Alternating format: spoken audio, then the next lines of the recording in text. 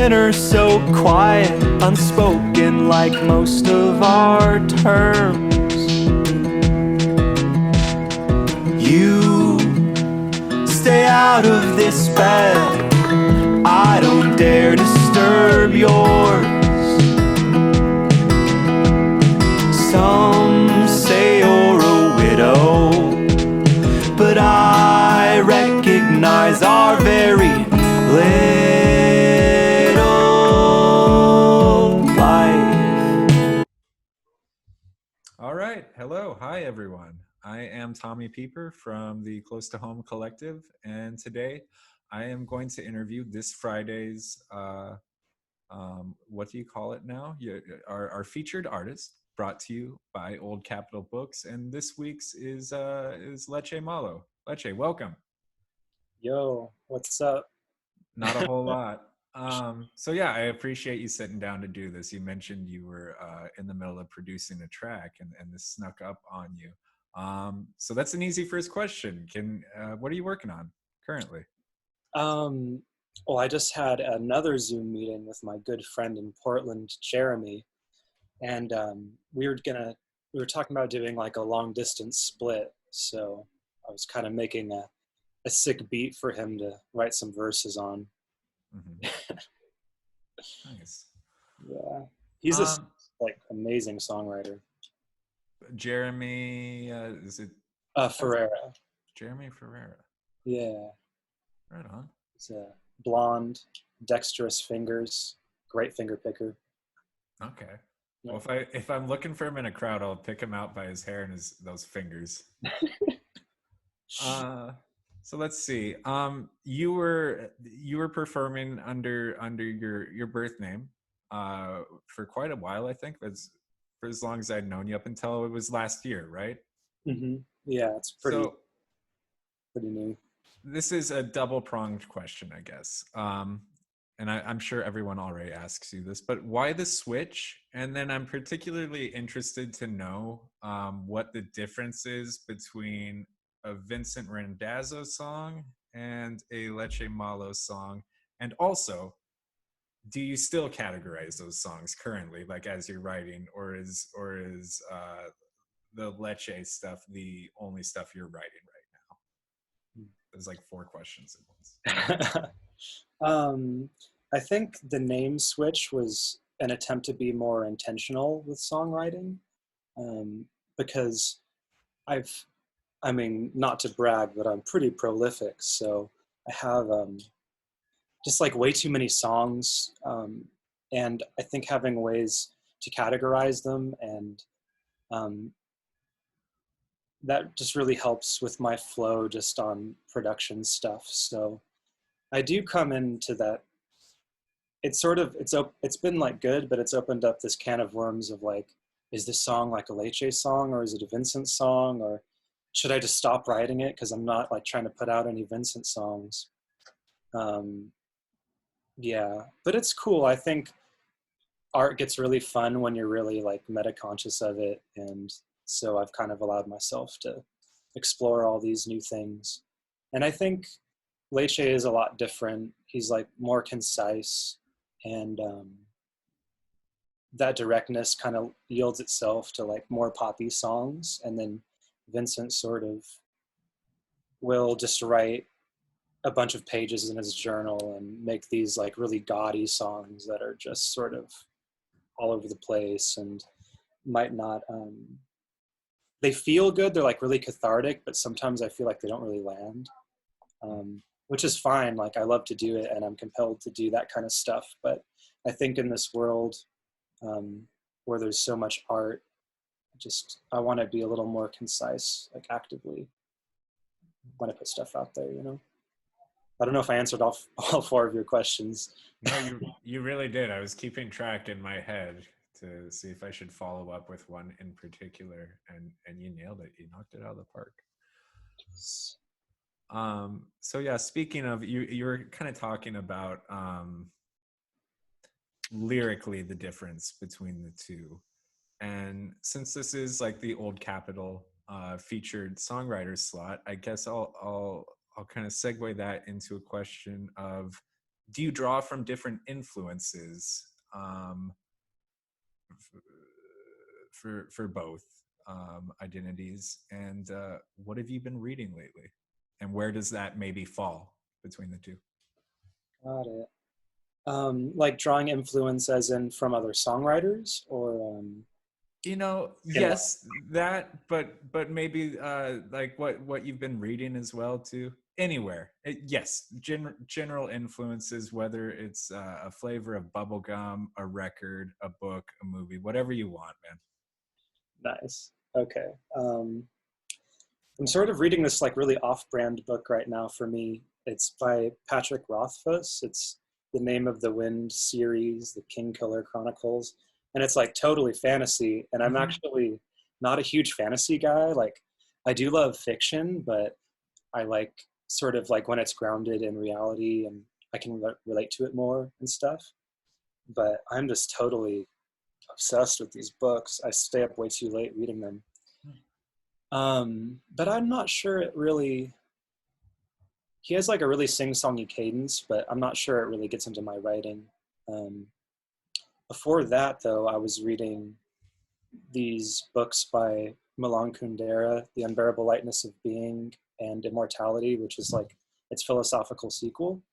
And I feel like those sort of influenced my whole life and thusly my music, because my music is so like attached to like what I'm actually doing in life. Like I think it's really directly about me. Um, and it sort of got me thinking about bouncing back and forth between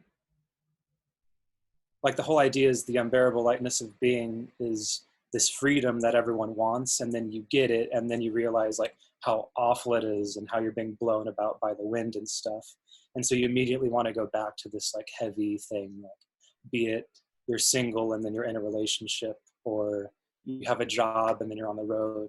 Like I think this sort of that like Hessian bipolar thing is totally like all up in my music, especially since I do have two halves of myself now.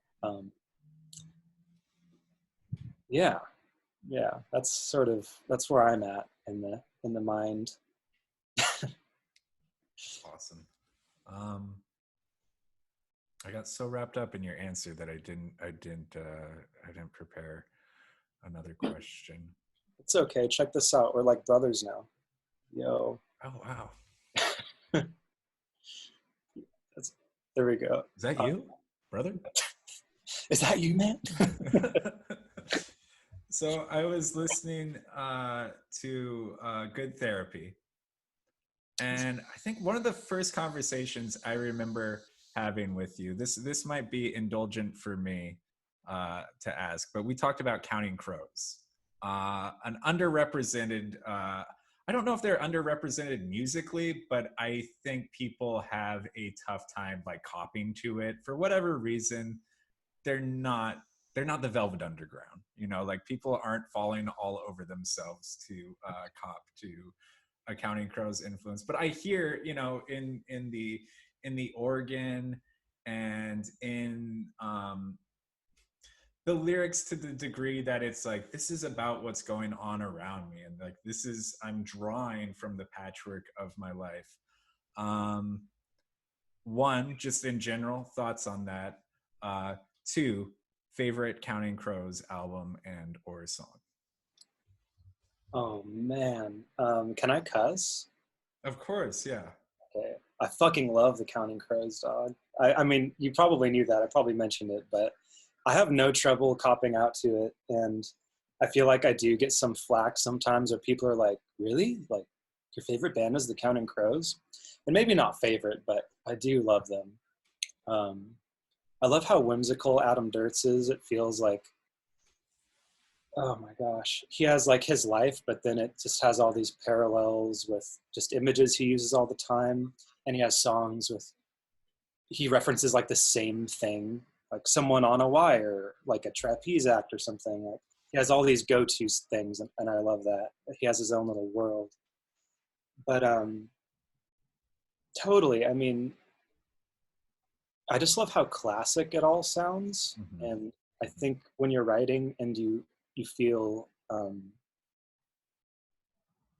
like there's this really weird, when you're writing something and you realize it has some sort of classic nature to it, I think that's a good sign. But yeah, I guess that track, it's funny you mentioned that track, and I guess it's my latest, but that's why you mentioned it. But um, I was up in arms, like, is this a Vincent song or a Leche song? Because I think the sense of like it being long and rambling sort of makes it a Vincent song, but I think the sort of spirit of it, like how bombastic it is, and the production style, like with all the distortion and stuff, feels like very Leche. So that was kind of like me sort of accepting who I am, but fitting it into like where I am.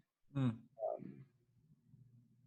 Yeah, I think you mentioned in the release for it that you weren't sure whether or not it was going to land, but that's not what it was about in the first place, and that's what you kind of mentioned in the difference between the two identities earlier. So yeah. I mean, in a lot of ways, maybe I think it was my last like stand with folk rock, because it's sort of a genre that I've like, people say they're folk rock just because there's like an acoustic guitar and they're kind of like playing to a backbeat, but I don't really believe that. And so it sort of pissed me off that I was just like letting myself sort of fall into this trope. And so that seemed like it's so like kind of out there and ridiculous that it's almost making fun of that. And so it's like, yeah, that was my last, I did that and now we're doing something else. I thought it was somewhat important, like a pivotal sort of moment musically for me. So it's actually a really old song, but I produced it like really in a new way, you know. So. Well, I'm excited to hear that. I can't wait to listen to it again with that sort of lens to it as like a last stand. And speaking of not being able to wait, do you have any thoughts or any preview as to this Friday? I actually don't know much about it. How long do I have? I should have done this part off interview, but you'll be doing, it'll be 3 songs and it'll be like a beginning, middle, and end, and I'll ask you a question before each thing to kind of yeah, just have make it a nice thing. So now that you're just processing that in real time, is there anything you'd like to say? Or Maybe, maybe I'll like take you through maybe I'll pick 3 songs that sort of timeline. I feel like my songs, if you put them on a map even, or it could be like a physical map, like a geographic map, or just like a timeline, and you put all these pins down, they would like give you a really interesting trail of like going forward and backtracking, and look, I made this mistake and now I'm fixing it, or literally like going around the country and having these different experiences. So maybe I'll pick 3 and make a really interesting sort of astrological being. I don't know. I'll try and create a picture of my life out of the 3 songs that might like allow you to understand each one more. Okay. Than if I just played it separately. I don't know. Maybe.